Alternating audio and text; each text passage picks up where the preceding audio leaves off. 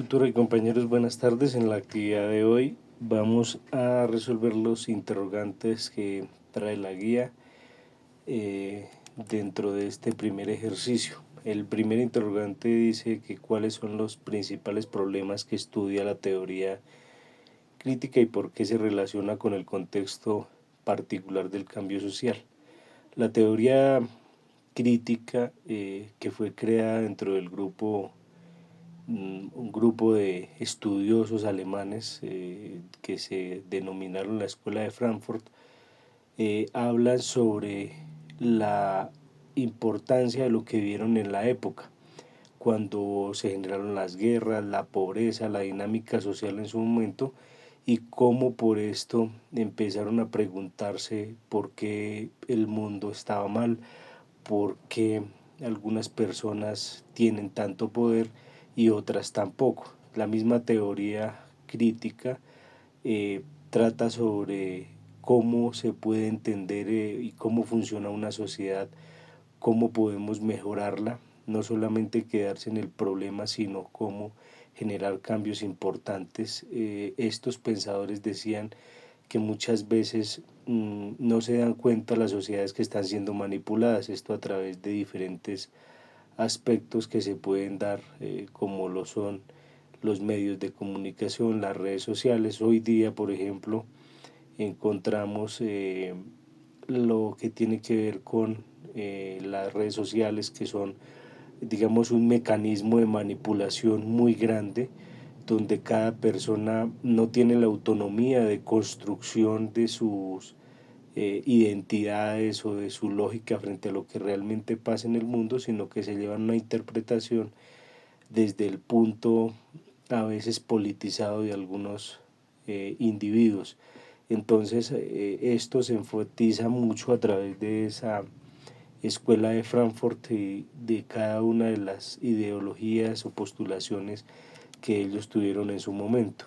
¿Cómo se puede identificar la perspectiva crítica en la cultura del contexto del siglo XX? Bueno, aquí venimos entonces a hablar de los autores de Horkheimer, de Adorno y de Marcuse, quienes decían que tanto el capitalismo como otros sistemas pueden hacer que las personas pierdan su libertad. La cultura se convierte en una forma de control. Ellos querían que todos aprendieran a pensar críticamente, a preguntarse, a dudar, a saber si lo que se dice en realidad tiene asidero en una verdad, o por lo el contrario estaría rondando aquel término que utilizamos para definir a la posverdad, ¿no? Una mentira dicha muchas veces se convierte en verdad.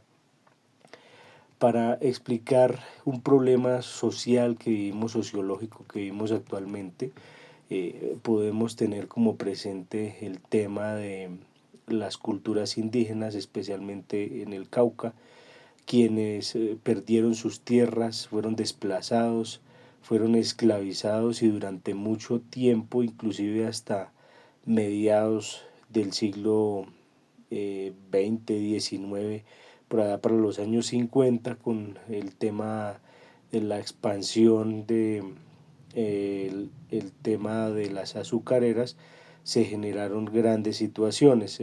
Digamos que se ha tomado como base el interpretar que estas culturas son grupos delincuenciales o criminales, aunque hay que leer muy profundamente todo lo que ocurre, ¿cierto? Cierto que hay una descompensación y hay un daño que se ha causado a toda esta sociedad, pero también hay que reconocer que el problema día a día, en vez de buscar una salida lógica, pues va incrementando, va aumentando sus formas de hacer daño y de generar desigualdad.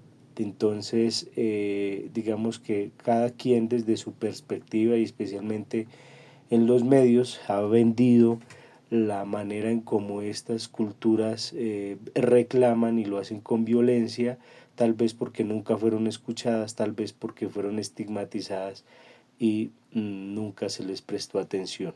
Gracias a todos, buena tarde.